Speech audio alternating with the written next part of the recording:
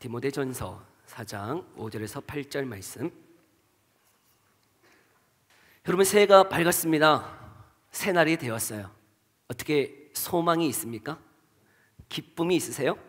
어떤 마음의 결단이 좀 있으십니까? 근데 제가 이렇게 새해를 이렇게 바라보면서 저는 많은 고민들을 했었어요. 교회 안에 어떻게 해야 될까요? 하나님, 어떤 말씀을 가지고 우리가 한 해를 준비하며 나아갈 될까요? 한 달 전부터요 계속 준비하면서 기도했어요. 근데 여러분들이 이렇게 생각할 때, 기도할 때 우리 성도들이 새해가 되었는데 새 마음이 있을까? 새로운 결단이 있을까? 기쁨이 있을까? 라고 하는 질문이 제게 왔었어요.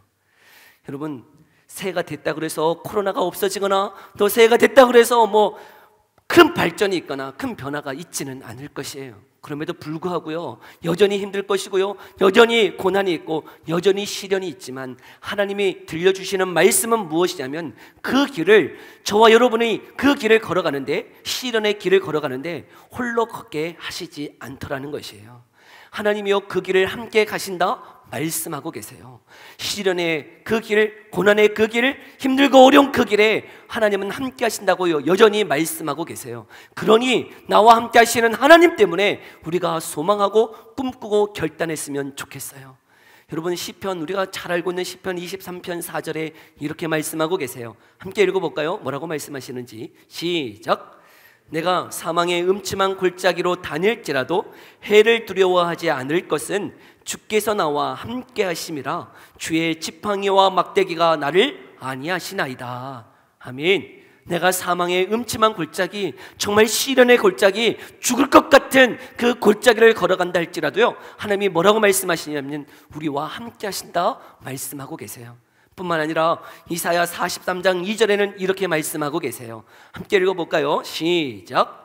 네가 물 가운데로 지날 때에 내가 너와 함께 할 것이라. 강을 건널 때에 물이 너를 침몰하지 못할 것이며 네가 불 가운데로 지날 때에 타지도 아니할 것이요 불꽃이 너를 사르지도 못하리니. 3절 함께 읽어봅시다. 시작. 대저 나는 여호와 내 하나님이요 이스라엘의 거룩한 이요 내 구원자임이라. 아멘. 우리의 하나님이시면서 우리의 구원자이신 그 하나님이 뭐라고 말씀하시냐면 네가 물 가운데를 건너든지 불 가운데를 건널지라도 내가 너와 함께 할 것이야 라고 말씀하세요. 그런데 이 말씀을 이렇게 읽다 보면 좀 의문이 들지 않나요? 아니, 하나님이시면서 우리를 구원하시는 하나님이시라면 무엇이 없어야 돼요?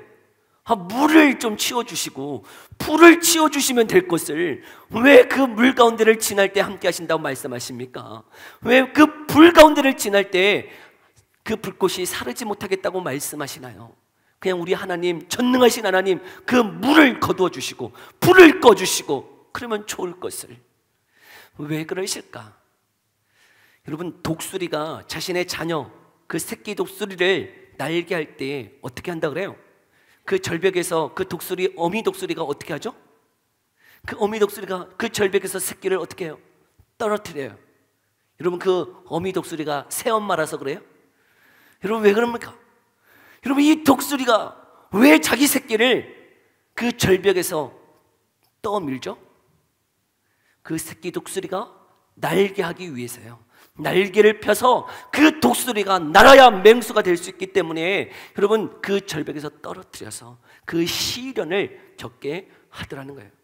엄마이지만, 엄마 독수리이지만 새엄마가 여서가 아니고요, 진짜 엄마이지만 그 새끼를 사랑하기 때문에 그 새끼를 날게 하기 위해서 시련을 주더라는 것이죠. 그 시련은 독수리를 날게 하는 것이에요. 똑같아요. 우리 하나님, 여러분, 그 물 가운데, 불 가운데 분명히 그 물과 불을 다 없앨 수 있는 능력의 하나님이세요. 그럼에도 불구하고 저와 여러분들을 그 시련 가운데 거닐게 하세요. 그런데 말씀은 뭐예요? 홀로 걷게 하시지 않는다는 것이에요. 우리 하나님 어떻게 하신대요? 우리와 함께 하신다 말씀하세요. 그 시련을 통과해야, 그 시련을 극복해야 저와 여러분이 믿음으로 성장할 수 있기 때문이에요. 여러분, 연단과 그 모든 과정들을 통해서 저와 여러분들을 영적인 성숙한 자로 그리스도의 장성한 분량에 이르도록 하시기 위해서 그 시련을 허락하신다 말씀하고 있어요. 코로나가 지나가면 더 어려움이 없을까요? 아니요. 과학자들, 여러분, 더 큰 어려움 계속 있을 것이라고 얘기해요. 어려움은요, 계속 있을 것이에요. 더 힘든 시련 더 있을 것이에요. 그러나 하나님은 말씀하세요. 그 길을 너 혼자 걷게 하지 않겠다 말씀하세요. 하나님이요, 우리와 함께 하세요. 하나님이요, 우리 손잡고 걸어가세요. 하나님이요, 우리를 지키시고 보호하세요. 불꽃이, 그 물이 우리를 침몰하지 못하며 우리를 사르지 못하도록 지키시고 보호하시는 분이 하나님이시라고 말씀하고 계세요. 여러분, 그 믿음으로 그 주님을 바라보았으면 좋겠어요. 오늘 읽은 이 디모데전서 4장의 말씀 가운데도요, 똑같이 그 어려움의 현장 가운데 있었어요. 이 디모데전서는요, 사도 바울이 지금 자신이 3년간 사역했던 에베소, 그 에베소를 뒤이어서 디모데가 지금 사역하고 있는데, 그 디모데에게 큰 어려움이 왔던 것 같아요. 그 에베소 교회에 어려움이 왔어요. 근데 그 어려움 가운데서 그 디모데에게, 정말 영적인 아들과 같은 그 디모데에게 이 디모데 전서를 통해서 목회를 어떻게 해야 되는지를 권면하는 말씀이 오늘 이 4장의 본문의 말씀이에요. 근데 어떤 어려움이 있었는가 보니까 1절에 보니까 미혹하는 영과 귀신의 가르침을 따르는, 그렇게 미혹하는 영, 그동안 이단의 가르침을 따르는 그런 가르침들이 그 교회에 들어왔던 것 같아요. 그래서 그 미혹하는 자들이, 또한 이단의 가르침을 전하는 자들이 뭐라고 말을 하는가? 우리 3절만 함께 읽어볼까요? 디모데전서 4장 3절이에요. 함께 읽어봅니다. 시작. 혼인을 금하고 어떤 음식물은 먹지 말라고 할 터이나 음식물은 하나님이 지은 신반이 믿는 자들과 진리를 아는 자들이 감사함으로 받을 것이니라. 아멘. 그 당시에 대표적인 이단이 어떤 이단이냐면 영지주의라고 하는 이단이 있었어요. 그들이 가지는 세계관은 무엇이냐면 세상 속에서 우리가 어떻게 승리할 수 있느냐라고 이야기할 때에 그들이 가진 세계관은 육은 악한 것이고 영은 선하다 했기 때문에 그들은 육적인 일들을 다 금했어요. 금욕주의, 육신의 즐거움을 바라는 그 모든 것들을 금지해서 영적인 일들을 도모하자라고 가르쳤던 것이죠. 그러면서 그들이 무엇을 주장했냐면 결혼을 하지 말라라고 가르쳤던 것이죠. 어떻게 보면 정말 영적으로요 더 열심히 있었던 이단인지도 몰라요. 그러나 이것이 왜 이단입니까? 그들의 가르침이 왜 잘못된 것이죠? 왜요? 성경의 가르침과 반대되는 것이기 때문이에요. 아무리 영적인 것이 선하고 좋다 할지라도 하나님의 육신의 일을 금한 일은 없어요. 결혼하지 말라 말한 적이 없어요. 여러분, 그것은 아무리 열심히 있고 선하고 좋은 모양처럼 보이지만 그것은 하나님의 말씀과는 반대되는 길이었다는 것이에요. 또한 어떤 가르침이 그들 가운데 있었냐면 율법주의자들이 있었어요. 그래서 그 유대인 그리스도인들이 무엇을 말했냐면, 야, 구약에 하나님이 부정한 음식은 먹지 말라고 했다. 근데 이방인들은 그런 거 지키지 않아요. 이방인들은 뭐 소고기, 돼지고기, 개고기 뭐 그런 거 구분하지 않아. 그냥 다 먹어요. 다 먹어. 근데 유대인들이 봤을 때 마음이 막 거슬리네. 나는 어렸을 때부터 그런 거 부정한 음식 먹지 않았는데 저들 이방인들은 왜 저 부정한 음식을 다 먹지? 구약의 말씀에 분명히 하나님이 그 부정한 음식들은 먹지 말라 했으니 너희는 그 말씀을 지켜라. 지키지 않으면 죄다라고 이야기했던 것이죠. 여러분, 어떻게 해야 됩니까? 구약의 말씀에 먹지 말라 했는데, 그 먹으면 부정하다 말씀했는데 어떻게 해야 되는 거죠? 어떻게 해야 돼? 먹지 말라 했잖아요. 먹지 말아야 됩니까? 먹어야 됩니까? 어떻게 해야 됩니까? 이것이 이 에베소 교회만, 디모데가 지금 사역하고 있는 이 에베소 교회만의 문제는 아니었어요. 그 유대인 그리스도인과 이방인의 그리스도인들이 함께 있었던 모든 교회들의 다 큰 문제였단 말이에요. 그래서 어떻게 또 주장했냐면 할례를 받아야 구원받는다, 유대인 그리스도인들이 막 주장했던 것이죠. 근데 그때 베드로 사도에게 하나님이 기도하는, 베드로가 기도하는 환상 가운데, 기도하는 가운데 하나님이 환상을 보여주시죠. 하늘에서 부정한 것들이 막 내려와요. 근데 하나님이 말씀하세요. 베드로야, 그건 먹어라. 하나님, 나는 어렸을 때부터 이거 부정한 거 먹지 않았는데 이것을 왜 먹어야 됩니까? 아니, 이건 선한 거야. 하나님이 깨끗하다 했으니 너는 먹어라 라고 말씀하세요. 그것이 기도 중에 환상으로 들렸어요. 그것도 3번이나 하나님이 말씀하세요. 우리 사도행전 10장 15절 하나님이 뭐라고 말씀하셨는지 다시 한번 읽어볼까요? 시작. 하나님께서 깨끗하게 하신 것을 네가 속되다 하지 말라 하더라. 아멘. 하나님이 이제 이것이 깨끗하니 먹으라 했다 하신 것이죠. 그런데 여전히 고민이 있잖아요. 구약의 말씀에는 먹지 말라 했는데 왜 신약에 와서는 먹으라 하는가? 혼돈이 왔어요. 율법주의자들 그 주장 일리가 있단 말이에요. 근데 그것을 어떻게 반박할 것이냐 말이에요. 그래서 예루살렘에서 공동회의가 열려졌어요. 사도들이 모아서 다 회의가 일어났던 것이죠. 할례를 받아야 구원받는다, 먹어야 된다, 그거 먹지 말아야 된다, 막 얘기가 있었어요. 그러나 결론을 내렸어요. 그들이 합의에 도출이 되었던 것이에요. 율법 안에는 3가지의 조문이 있어요. 이스라엘 백성, 유대인들이 지켜야 되는 시민법이 있고요, 그리고 제사법이 있고요, 그리고 도덕법이 있어요. 그런데 그들이 어떤 결단을 하는 거냐면 그 유대인들만 지켜야 되는 시민법과 그리고 그 제사법은 누구를 통해서 완성된가요? 예수 그리스도를 통해서 다 완성되었다. 그러니 우리가 구원받는 것은 오직 예수 그리스도를 믿음으로 구원받는 것이니 할례는 더 이상 행할 것이 없으며 부정한 것은 더 이상 부정한 것이 아니며 모든 것이 깨끗하다. 그렇게 결론을 지었어요. 그러나 여전히 우리가 지켜야 되는 것은 무엇이에요? 그 도덕법, 그것은 곧 십계명인데 그 십계명은 모든 백성들이, 모든 성도들이 지켜야 될 법이다라는 것을 결정했던 것이죠. 이걸 다 이야기할 수 없지만 그래요. 여러분, 그 율법을 그렇게 들었던 것이에요. 그런데 여러분, 현대를 사는 저와 여러분들에게는 지금 그런 문제만이 아니고 우리를 현재를 사는 저와 여러분들에게는 또한 어떤 문제들이 있습니까? 코로나로 인해서 함께 모여서 예배해야 된다, 아니다, 함께 모여서 예배하면 안 된다, 비대면으로 드려야 된다. 그럴 때에 여러분, 우리는 어떤 결정을 해야 됩니까? 그들은 그런 막 고민들이 있었을 때 함께 모여서, 사도들이 모여서 결정했어요. 결정해서, 말씀 가지고 결정해서. 그러면 이제 현재를 사는 저와 여러분들에게는 닥친 그 문제 앞에서 무엇으로 결정을 할 것이에요? 어떤 판단을 할 것이에요? 성경에서 뭐라고 얘기하고 있어요? 모여서 예배하래요? 모이지 말래요? 도대체 어떻게 해야 되는 거예요? 저는 모르겠어요. 여러분, 어떻게 해야 되는 거예요? 그것을 결정해야 돼요. 그러면 각자의 삶 가운데 또 여러 가지 문제가 있어요. 여러 가지 환경 가운데 우리가 살아갈 때 어떤 결정을 하실 거예요? 내가 결혼을 하려고 했는데 그 여자친구가 예수님을 안 믿어요. 결혼을 해요, 말아요? 해요, 말아요? 큰 문제잖아요. 어떻게 해야 되는 거죠? 우리가 선택해야 되는 그 문제 앞에서 어떤 결정, 어떤 결단을 할 것이냔 말이에요. 여러분의 삶의 기준은 무엇이세요? 지금 코로나 이후에 이 사회가 이제 어떻게 될 거냐? 이 IT 업계에 많은 학자들이 모여가지고 이야기할 때 지금 떠오르는 그 단어가 뭐냐면 메타버스예요. 메타버스. 여러분, 메타버스 무슨 버스예요? 고속버스 아니고. 여러분, 이 메타버스는 무슨 버스길래 이렇게 맨날 메타버스 그러는 거예요? 여러분, 메타버스 들어봤어요? 여러분, 메타버스가 뭔데요? 메타가 뭐예요? 메타 1m, 2m, 뭐 3m, 이거 메타요?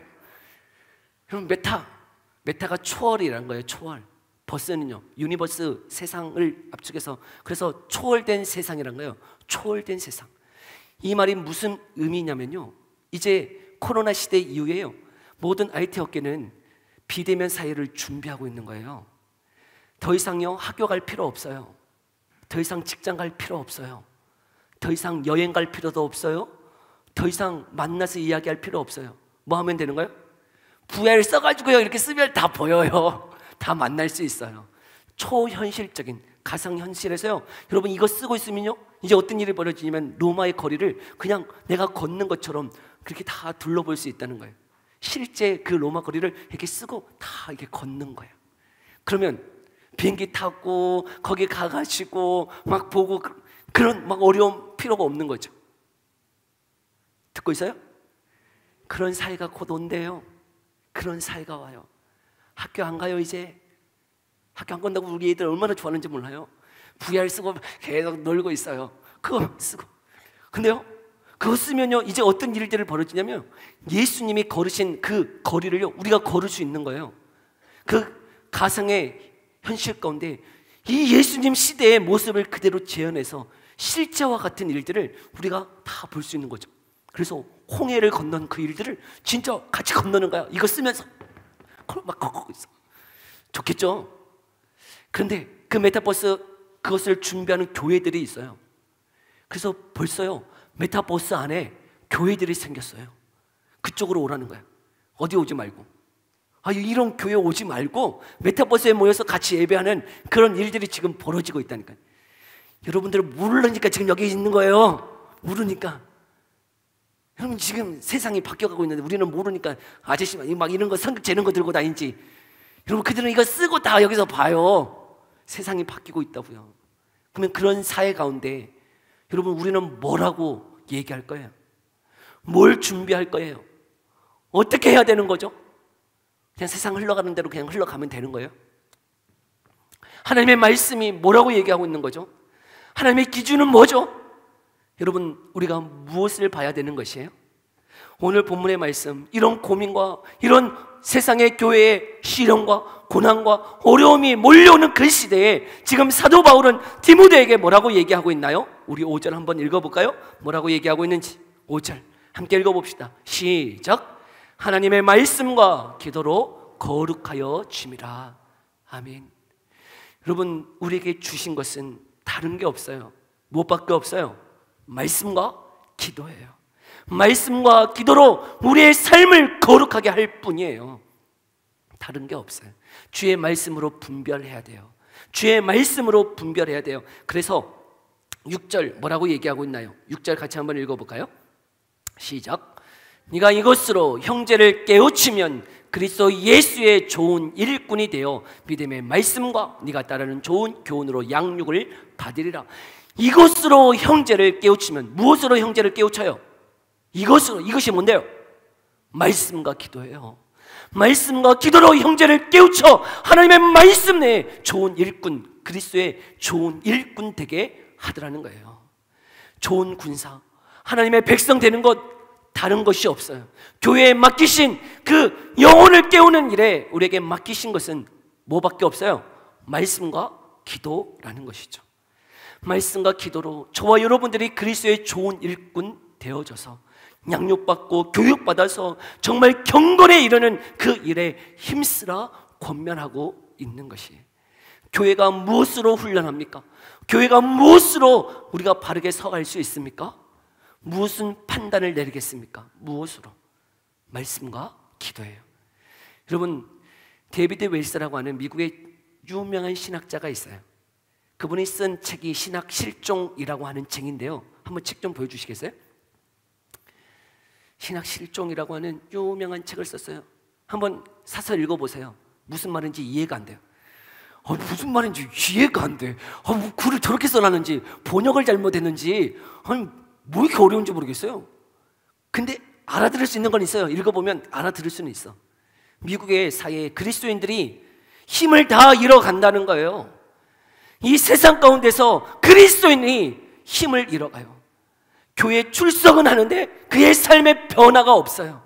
그 변화가 없는 그 삶의 힘을 다 잃어간 그리스도인들을 진단하는데 그 데이비드 웰스는 신학 실종이라고 그렇게 진단을 하는 것이에요. 우리의 삶이 왜 변하지 않느냐? 우리가 예수님을 믿고 하나님을 믿는데 우리의 삶에 왜 예수 그리스도의 능력이 나타나지 않느냐? 뭐가 실종됐다고요? 신학이 실종됐다는 것이에요. 목사님, 신학은 목사님나 배우는 거 아닌가요? 저희 사역자나 신학 배우는 거 아닌가요? 아니요, 여기서 말하는 신학은 그런 게 아니에요. 여러분, 호세아 4장 6절, 그 호세아 시대에 이 이스라엘 백성들이 멸망한 이유를 이렇게 말하고 있어요. 호세아 4장 6절 함께 읽어볼까요? 시작. 내 백성이 지식이 없으므로 망하는도다. 여러분, 지금 이 호세아가 이스라엘 백성들이 멸망하는 그 이유를 뭐라고 말하고 있냐면 하나님을 아는 지식이 없으므로 멸망하고 있다는 거예요. 하나님을 알지 못해요. 하나님을 알지 못해. 여러분, 그 당시에 하나님을 이스라엘 백성들이 예배를 안 드렸을까요? 이스라엘 백성들이 하나님을 예배하지 않았을까요? 이렇게 모여서 예배하지 않았을까요? 아니요! 그들은 예배하지 않는 적이 한 번도 없어요. 항상 예배했어요. 하나님께 예물도 드려요. 봉사도 해요. 그런데요, 하나님이 그것, 다 저는 것, 흠집난 것, 온전한 것이 하나 없다고 하나님이 말씀하세요.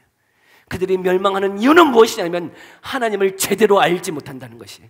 하나님의 뜻이 무엇인지를 분별하지를 못한다는 것이, 그냥 여전히 내 뜻대로, 내 마음대로, 내가 하고 싶은 대로 살면서 하나님을 일주일에 한 번 나와서 예배할 뿐이죠. 하나님을 아는 지식이 없으니 그들이 멸망했던 것이에요. 신학은 다른 게 아니에요. 하나님을 아는 지식이에요. 하나님을 아는 지식. 여러분, 하나님을 아는 지식이 없어서 저와 여러분들이 멸망하고 있다고 데이비드 웨슨의 신학 실종이라고 하는 책을 통해서 그렇게 진단하고 있는 것이, 우리가 왜 영향력이 없나요? 우리의 힘이 왜 이렇게 없어지나요? 왜 예수님을 믿는데 내 삶은 변화가 없나요? 예수님의 능력을 체험하지 못하나요? 하나님을 알지 못하기 때문이에요. 하나님을 알지 못하기 때문이에요. 그러하기에 여러분, 저와 여러분들이 이 새해 2022년도에는 하나님을 알아가기를 소망합니다. 여러분, 하나님을 좀 알아갔으면 좋겠어요. 그럼 도대체 어떻게 알아가요? 여러분, 하나님을 어떻게 아나요? 우리에게 주신 게 뭐죠? 말씀이에요. 말씀을 통해서요 하나님을 알 수 있어요. 근데 다 말씀 보잖아요. 다 말씀 안 보나요? 다 말씀 봐요.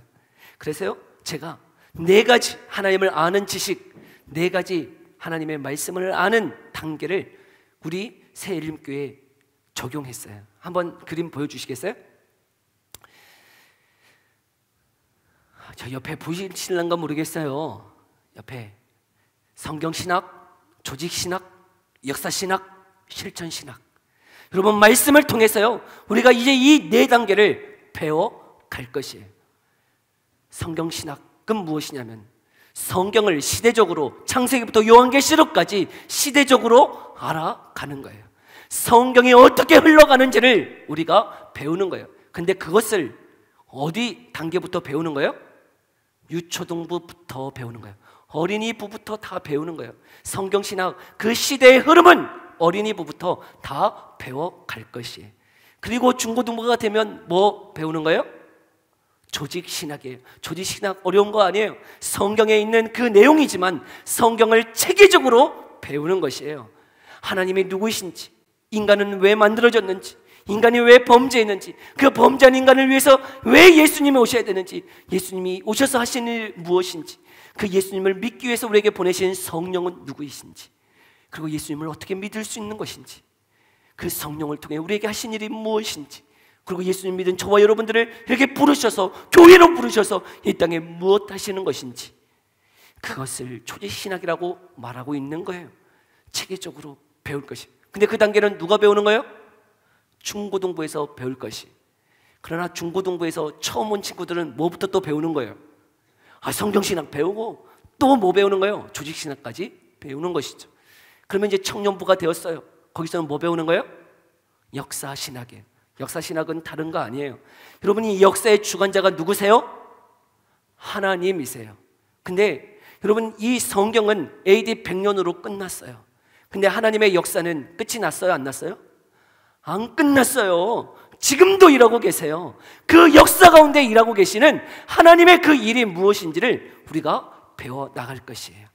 그건 누가 배운다고요? 청년부에서 배워요. 근데 청년부 어렸을 때부터 이렇게 안 배웠으면, 청년부 딱 처음 왔으면 또 뭐 배우는 거예요?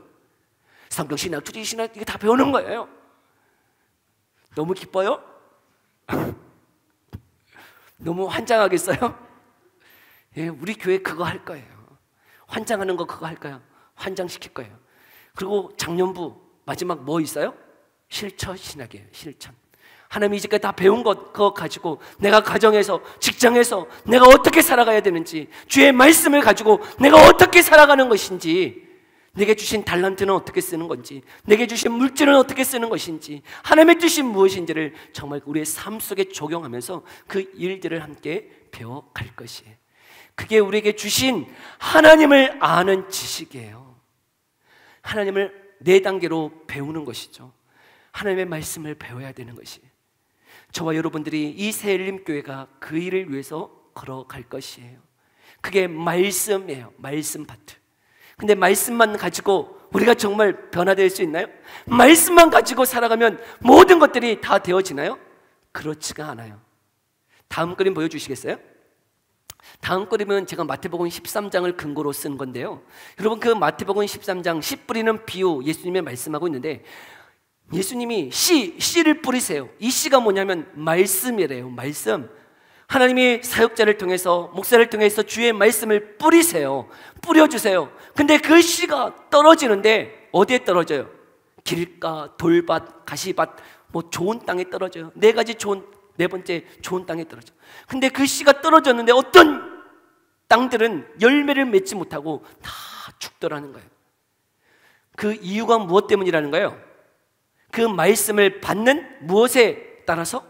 우리 마음의 밭에 따라서 그 열매가 달라진다 말씀하고 계시더라는 거예요. 근데 우리의 마음의 밭이 달라질 수 있는 것은 무엇으로 마음의 밭을 기경할 수 있나요? 우리의 마음의 밭이 무엇으로 변화가 될 수 있나요? 주의 말씀은 듣는데, 배우는데 왜 변화되지 않느냐? 우리의 마음의 밭이 변화되지 않았기 때문이에요. 근데 우리의 마음의 밭이 어떻게 변화될 수 있어요? 지금 뭐 하고 있어요? 그림을 자세히 보면 알아요. 뭐 하고 있죠? 기도하고 있잖아요. 여러분, 기도하는 자가 그 마음의 밭이 바뀌어지더라는 거예요. 우리 한번 말씀 볼까요? 에스겔 36장 26절 27절. 에스겔 36장 26, 27절 함께 읽어봅시다. 함께 읽어봅니다. 시작. 너희 육신에서 굳은 마음을 제거하고 부드러운 마음을 줄 것이며, 또 내 영을 너희 속에 두어 너희로 내 율례를 행하게 하리니 너희가 내 규례를 지켜 행할지라. 아멘. 하나님은요, 구약의 역사를 통해서 말씀하고 계시는 게 있어요. 우리의 마음을 바꾸시기를 원하세요. 마음의 할례가 이루어지기를 원하세요. 근데 그 마음이 바뀌어지는 그 일, 우리의 힘으로 할 수 없어요. 하나님께서 말씀하세요. 성령을 보내주셔서 우리의 마음의 그 밭을 바꾸어 주시겠다는 거예요. 돌 같은 마음, 단단한 우리의 마음이, 그 가시 덩굴 같았던 우리의 마음이 좋은 밭으로, 주의 말씀을 이룰 수 있는 밭으로 성령께서 바꾸어 주시겠다 약속하고 있는 것이죠. 그러면 도대체 성령은 또 어떻게 받는 거예요? 누가복음 11장 13절 이렇게 말씀하고 계세요. 한번 읽어볼까요? 시작. 너희가 갈지라도 좋은 것을 자식에게 줄 알거든 하물며 너희 하늘 아버지께서 구하는 자에게 성령을 주시지 않겠느냐 하시니라. 여러분, 우리에게 성령 받는 방법도 예수님이 가르쳐 주셨는데, 어떤 자에게 성령 주시겠다고 약속하고 계세요? 구하는 자에게, 구하는 자에게, 기도하는 자에게 주의 성령을 주시겠다 약속하고 계세요. 여러분, 그 기도가 우리가 하나님 앞에 구할 때마다 우리의 마음의 밭이 기경되어지고, 여러분, 바뀌어져서 좋은 땅이 되어져서 주의 말씀이 들려질 때 그 열매가 우리 가운데 맺어지고 열매 맺게 해 주시더라는 거예요. 그래서 다음 단계 한번 볼까요? 기도하는 자에게 씨가 떨어졌을 때 우리 마음에 그 씨앗들이 열매 맺어지더라는 거예요. 그래서 말씀과 기도가, 여러분, 말씀과 기도가 교회에서 가장 중요한 것이죠. 주께서 우리에게 하나님을 아는 지식, 우리에게 말씀을 주셨어요. 근데 말씀으로만 되어지지가 않아. 무엇이 필요해요? 기도가 따라와야 되는 거예요. 기도하지 않으면요, 그 말씀이 계속 들려지지만 세상의 염려, 세상의 핍박, 환난, 시련이 오면 그게 다 무너지더라는 거예요. 여러분, 기도하세요. 여러분, 저와 여러분들이 기도했으면 좋겠어요. 그래서 우리 교회, 새엘림 교회는 말씀과 기도로 이 새해를 한번 살아보려고 계획하고 있어요. 그래서 올해 표어는 뭐냐면요, 말씀과 기도로 세워지는 교회예요. 말씀과 기도로 세워지는 교회. 여러분, 이 새해에 저와 여러분들이 결단했으면 좋겠어요. 제가 이렇게 한 번씩 물어보면 성경 일독하셨어요? 그러면 막 놀라시는 분이 무슨 성경을 이렇게 읽냐고, 무슨 이렇게 두꺼운 책을 이걸 왜 일독하냐고 막 여러분 막 저한테 이렇게 반문하시는 분이 계셔요. 이런 거 왜 읽어야 되는지를 모르시는 분들이 계세요. 여러분 성경 일독하셔야 돼요. 성경 일독하셔야 돼요. 성경 일독 우리가 1년의 목표예요. 이제 환장해요 지금? 송구영 씨 대표 와가지고 막 미쳐 돌아가는 것 같아요? 여러분 1년 일독했으면 좋겠어요. 그래서 종교인 1113 운동을 계획하고 있어요. 1113 운동은요 다른 것 아니고요, 성경 1년에 일독하고 하루에 3번 기도하자인데요, 하루에 3번 기도하는 것 어렵지 않아요? 여러분 아침에는 출근해서 등교해서 학교에 등교하거나 여러분 출근해서 아침에 처음 그 자리에서 기도하면 돼요. 할 수 있죠? 어렵지 않죠? 하루를 시작하면서 하나님 오늘 하루 시작해요 감사합니다 하고 시작하면 되는 것이 어렵지 않죠? 여러분 출근해서 등교해서 여러분 그 자리에서 아침 기도하세요.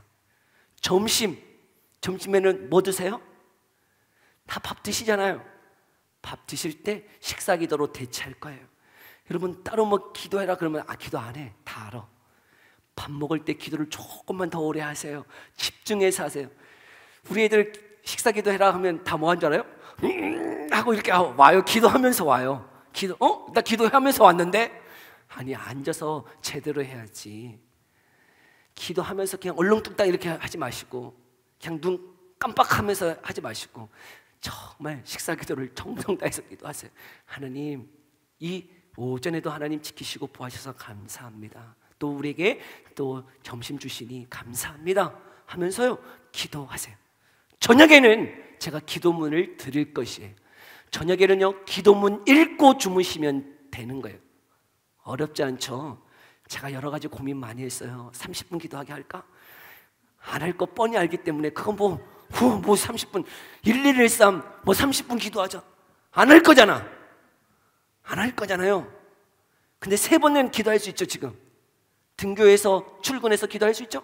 점심때 다 밥 먹을 때 기도하시잖아요. 자기 전에 기도문 읽으라는데 안 읽으실 분 있어요? 이건 할 수 있잖아요. 이 정도는 이 정도 하면 돼요. 제가 더 이상 뭐 바라지 않아. 이 정도 우리 도전했으면 좋겠어요. 결단했으면 좋겠어요. 1년에 일독하고 내가 하루에 3번 기도한다. 출근해서 점심에 저녁에 자기 전에 기도문 읽는다. 그 정도 하실 수 있죠. 그 정도 결단하실 수 있잖아요. 이거 뭐 혀 깨물고 결단하셔야 돼요? 그 정도는 아니잖아요. 여러분 이 정도 하실 수 있잖아요. 결단하세요. 결심하세요. 여러분 그 삶이 우리를 변화시키세요. 주의 말씀과 기도로 변화되어지는 거예요. 말씀과 기도로 거룩해지는 거예요. 다른 거 없어요. 여러분 올 한 해 우리가 이 일을 위해서 함께 달려갔으면 좋겠어요. 그리고 마지막 그림 한번 볼까요? 고민 많이 했어요. 이것도 그린 친구 있어요. 우리 히라 제 이 주문을 듣고 이거 얼마나 밤새워가면서 막 했겠어요.